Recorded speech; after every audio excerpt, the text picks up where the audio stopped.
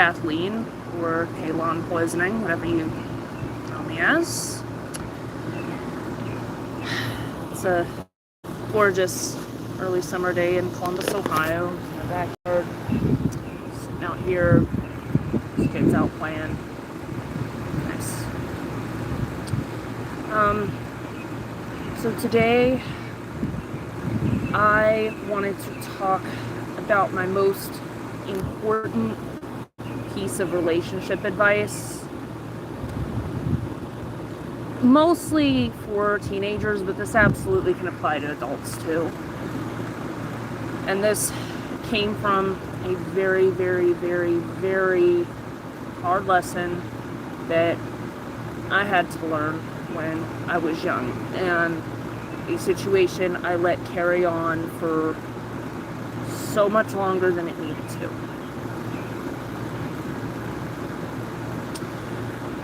First of all, I'm sure a lot of people out there are familiar with the stories of where a guy gets a girl pregnant and makes the common threat of, if she doesn't have an abortion, he's going to leave her, and the really sad story about when she does actually go through with the abortion and then he leaves her anyway. Well, I was not in that kind of situation. I've never even been pregnant before. But I was in a situation at one point where it was that I had to do something else really seriously, or this guy is going to leave him. So we go back to when I was almost 16. And I had reunited with a childhood friend on Facebook, a male friend, who we had just started talking and found this was a friend I hadn't seen since I was 9 years old. He was a little less than 2 years older than me. We started talking quite a bit, and he had recently broken up with this other girl, and he eventually admitted that he had liked me after several months of us talking. Well, bear in mind at this point, we hadn't seen each other in person in over 7 years. I was living in Florida at the time. He was living in Ohio, where, funny enough, I reside now. And actually on Valentine's Day of 2015, he actually came down to Florida to see me. And we really started a serious long distance relationship. And of course, we also started talking about what our plans were after high school, because we were both in the 11th grade. I came up to Ohio to spend the summer mostly with him, but to see my relatives that I had up here too. And I think that's kind of where some of the red flags started, but I didn't really pay attention to it. I didn't even think about it for the longest time.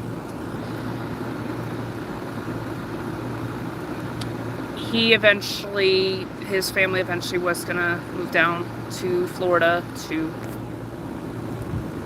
partially to be closer to me, but they were also relocating, I think, for a job. And I had made plans after I graduated to go overseas to do missionary work. I was going to be gone for about a year. And initially, the boyfriend was fine with it. But he started getting really anxious when he found out that if he were to come with me, we wouldn't really have been grouped together, because typically on a lot of those teen mission trips, they do keep the boys and the girls separate because they don't really want relationships conflicting with the work that you're supposed to do, which even back then I had an understanding why. I think with adults it's not really as much of a concern, but definitely with teenagers I can definitely see why. Well, we got into it kind of back and forth on that, and then he settled that he was just not going to go.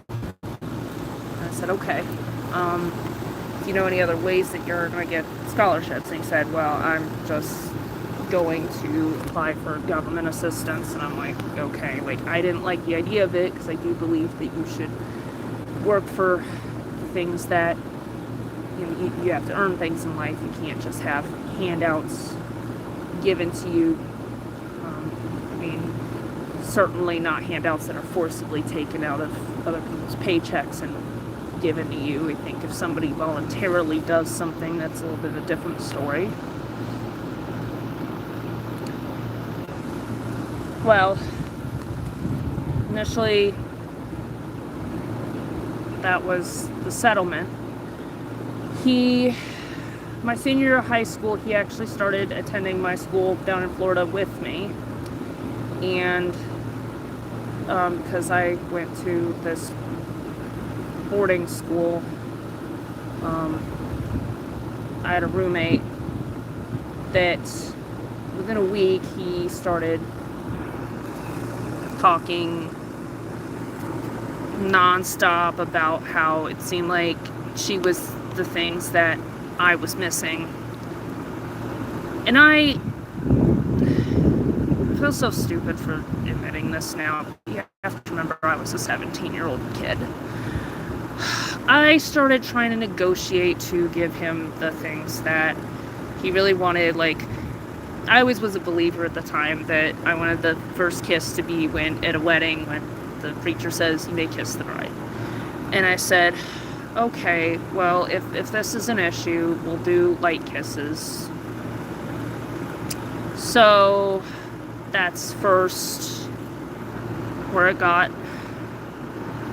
But slowly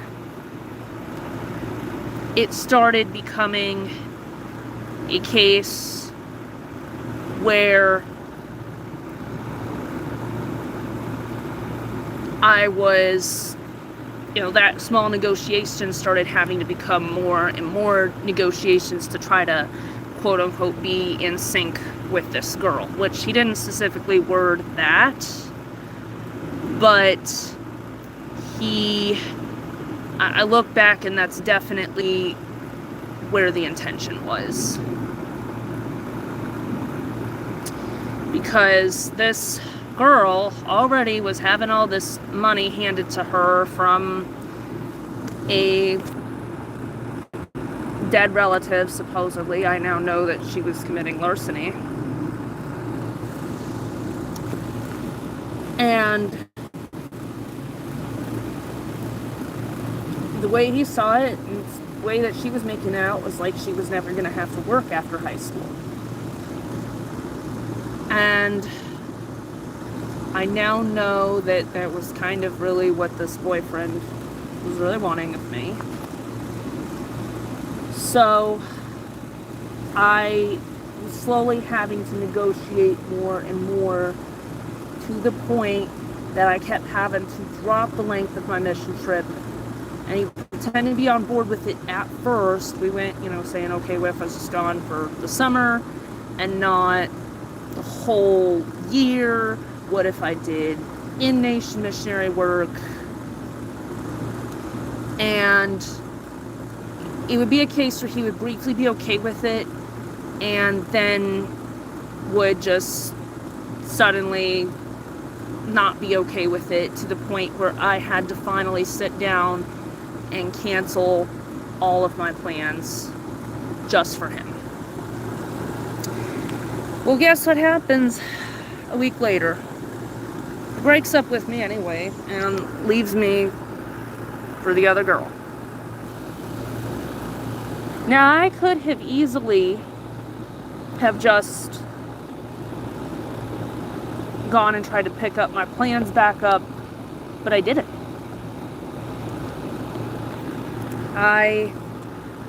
For one thing, he still wanted me to put my life on hold for him, because it's like, I mean, there's still a chance her and I may not work out. And I was like, okay, I kind of just blame myself more than anything, because of the kind of work that I was wanting to do and the beliefs that I had, which even back then it really didn't make any sense to me, but I was blaming myself for it. He was wanting me to just be his backup plan. And I should have picked up on this.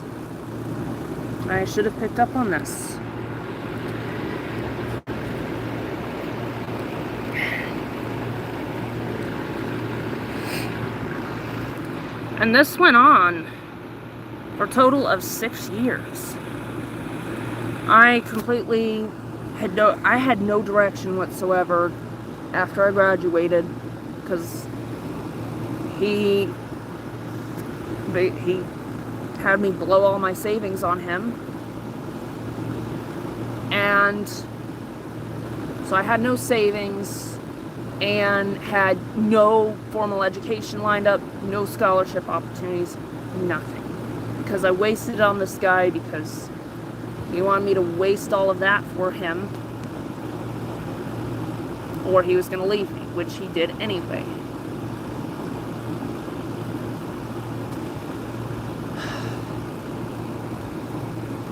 I can't begin to describe the utter chaos that ensued after. I was stuck in only working part-time for 3 years afterwards. I knew eventually I was going to end up moving up here to Ohio for school. And yeah, I think it's interesting actually, because in not even a year later, him and the other girl, they rushed into marriage, and then within a year they were getting divorced. And by the way, they had a kid. And I continued to let myself be in an on-again, off-again relationship with this boyfriend, because I just felt like I had no other direction. I already gave up everything for him, and I just put so much effort. And the way he was making it out at the time was that I was the whole reason that he met this other girl in the first place, and so it was my responsibility. And again, I had a hard time accepting that, because of just how much effort I had put in, and the fact that I gave up my entire livelihood for him. So I ended up moving here to Ohio to attend school, because he started acting like he was on board with it again. Bear in mind, by this time, I am now 21 years old. And I pretty much was going to be completely on my own to figure everything out. I moved up here and was finally able to get a full-time job, because and I live in a city with more reliable public transit than I did in Florida. Well, I will admit COVID was quite a bit to blame, and I had let myself be in another stubborn job situation, but that's a little bit of a different topic. Well, COVID comes, and I have to halt everything again, because I was temporarily laid off from my one job. And I actually met a gentleman on the bus named Rob. And we ran the bus to each other on the bus several times. And we eventually became friends on Facebook, and we built a pretty good friendship. Well, it's kind of funny to think that I was actually able to make friends in person even at a time we were supposed to social distance. Bear in mind, I'm still talking to the one guy from high school because we're still in this on again, off again thing, and he claims that he was going to move up to Columbus after he had actually moved to another state with the girl and then got stuck there. Well, that turned into a saga of its own, and this actually did sound very genuine. He wrote to me one day that he had established a relationship with another girl and said that he has accepted that maybe him and I are just meant to be friends, and that he didn't want to be an obstacle if I did decide to find a new relationship. And I said, okay. I mean, I can understand where you're coming from on this, and maybe that is how it's meant to be. Well, the gentleman Rob, that February of 2021, we actually did decide we were more than just friends, and we started a relationship. And bear in mind, the boyfriend from high school, because I was still under the impression we were friends, he actually was the first one I told about Rob. So I called him that evening, or a few days later, and I said, you know, I did finally decide to ask Rob out. And he said he was happy for me. And I asked him how him and Rachel were doing, and he said, we're doing good. Well,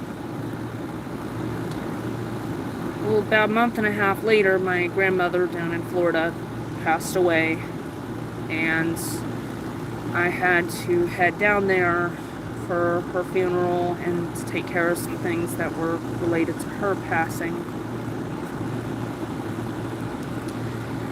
And the ex-boyfriend from high school proceeds to start wanting to talk to me nonstop and asking if I could come over, and I was like, you know, he told me he needed help fixing the windows in the trailer that he got, and I was like, yeah, I can help you with that. But it was non-stop blowing up my phone about it. I was like, okay, I will get to you when I can get to you. Just hold on. I mean, I have stuff up here that I'm dealing with. Well, I get to his house, and I was like, okay, so how are we going to fix the windows? And he said, well, we're not going to worry about that right now. We do need to have a talk. And I said, okay. And he proceeds to sit me down on the couch, saying that this other girl and him weren't really working out. And I said, I mean, I'm sorry to hear that. And he said, you know, are you really sure that you and Rob are actually having a good relationship? I was like, yeah. He's like, have you two actually had any sexual activity? My dad, I was a virgin at the time, because I don't believe in sex out of marriage. Well, I was like, no. I know I initially tried to negotiate with you on stuff like that, and we've never done anything like that, but I'll be honest, I really would just have preferred, you know, him and I just want to wait. And he said, well, actually, I need to admit something to you. I wanted to be the first guy that you had sex with, and I kind of got creeped out. I am still trying to deny this, what I'm hearing, but it's getting to a point I really can't. And this, I imagine you are a father and you're having to talk to your daughter about sex for the first time and about the responsibilities of sex.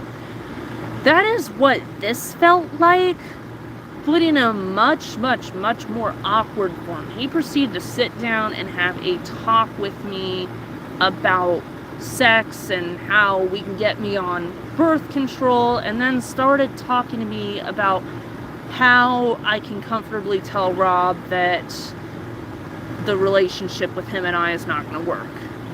And I get so weirded out. I was like, I thought I was just here to help you fix your windows. And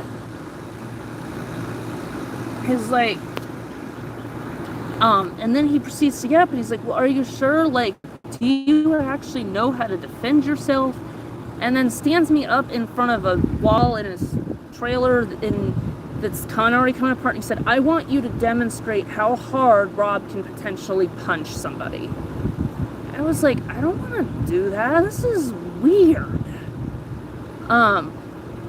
And we were up until like 3 a.m. with this conversation, and I had to be back up at 8 a.m. because my cousin was coming to pick me up that morning to go to Fernandina. And I just am like, dude, I need some sleep. We have to get up early in the morning. Okay? I don't know. So he actually left the house and went and slept over at his mom's house, and I slept in the master bedroom at his house. And we got up the next morning, and I got up the next morning and headed over to his mother's house where he still was, and he was just very moody, not really wanting to talk to me or do anything. My cousin picked me up, and a couple of days later we drove back to Ohio. Well, as soon as I get home, and it's like 2 a.m, I just go straight to bed because I had to be back up at 7:30 because, again, of my job at the time. I realized there are a whole list of voice messages that had been sent to me through Facebook Messenger. And there were like 30 of those little 1-minute messages that I don't even know. Like, you guys know those little voice messages you can send on Facebook. Well, the weird thing was they actually wouldn't play. Like, it all just kept saying error. But they were sent like back.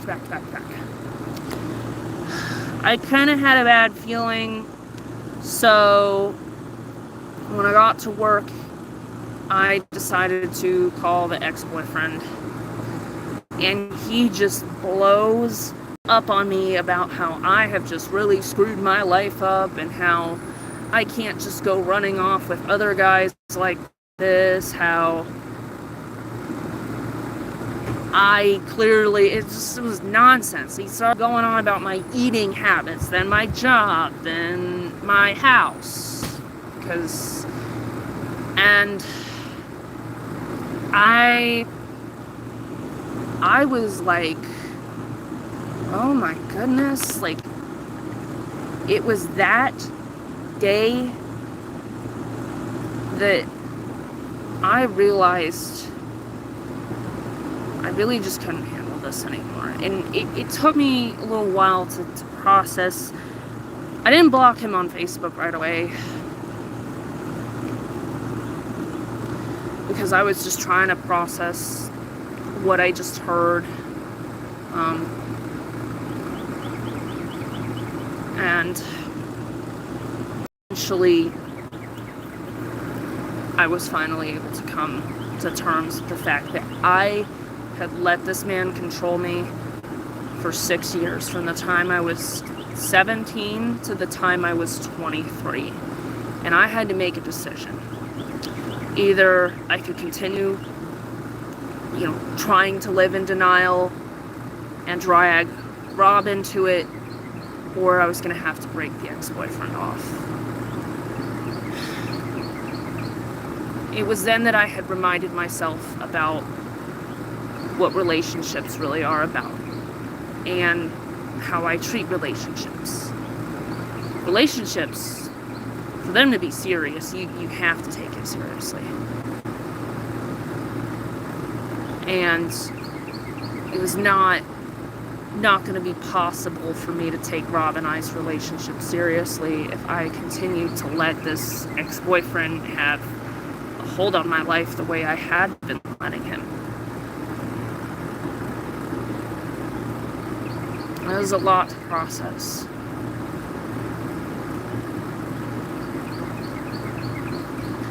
And I had to realize how many people I truly betrayed in the process, too.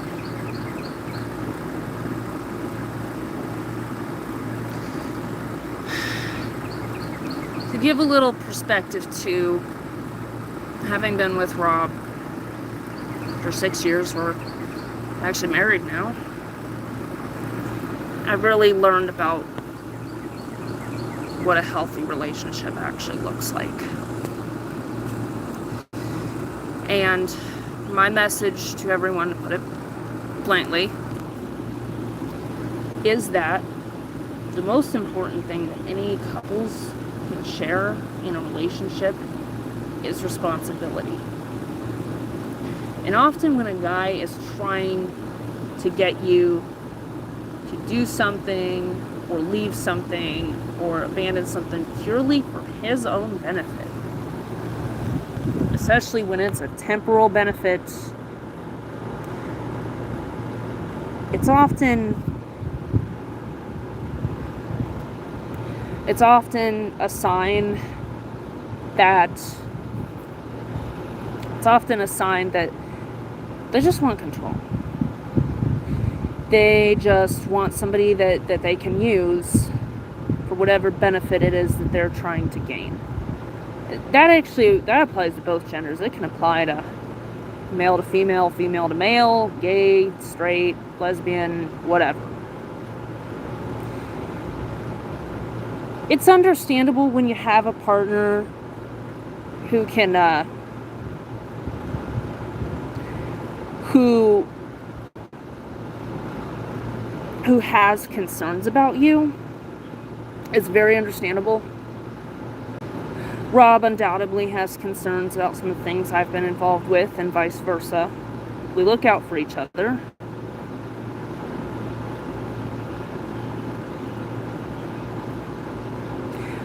But if it's not out of a concern, and it's just out of a I won't be happy kind of moment, that's just control. And it really means that they're not actually willing to be responsible.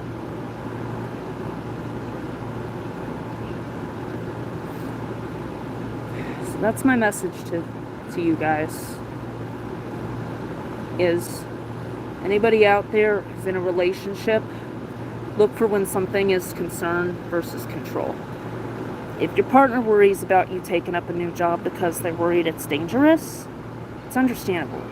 If they're worried about you taking up a new job just because they're worried you won't be around as much or whatever, it's probably a sign they're just wanting control of you. Especially when it's a case when, of course, they'll know you'll still be home. Like, Rob and I, we don't really get much time during the week because we're both pretty busy, but then we usually have at least one day off each week that we actually do get a nice day together. Any parent who has kids in school, a lot of times it's the same case. They have kids in school, and it's sad that they can't always, unless you homeschool, it's sad that they don't really see their kids much, especially if they're in after school activities.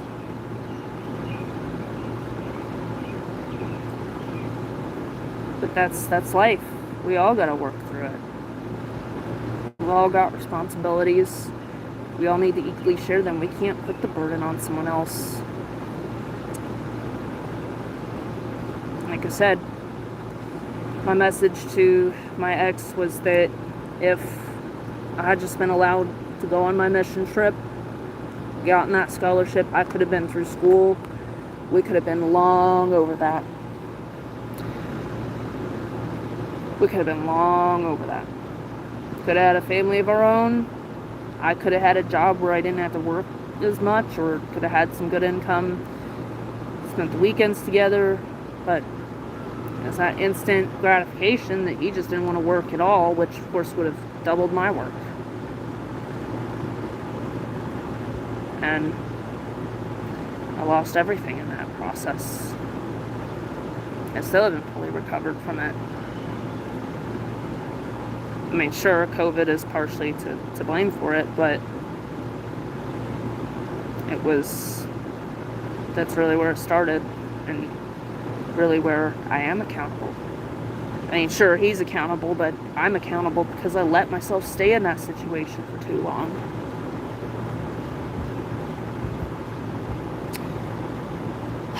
So, I hope this can at least help a few people out there. And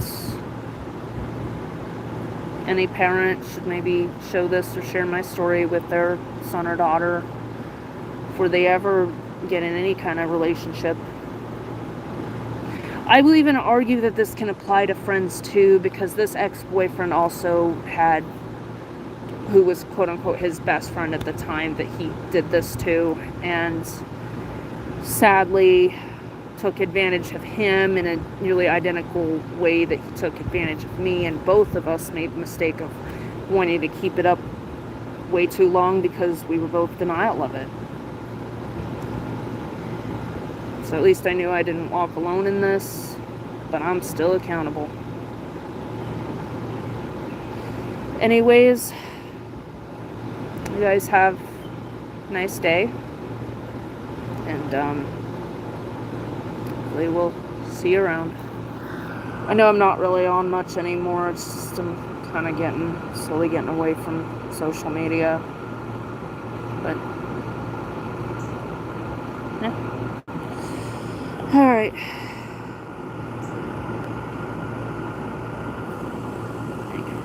Okay. I've live streamed in a long time, so I can't do myself. Oh, come on. Sorry, I know this is goofy.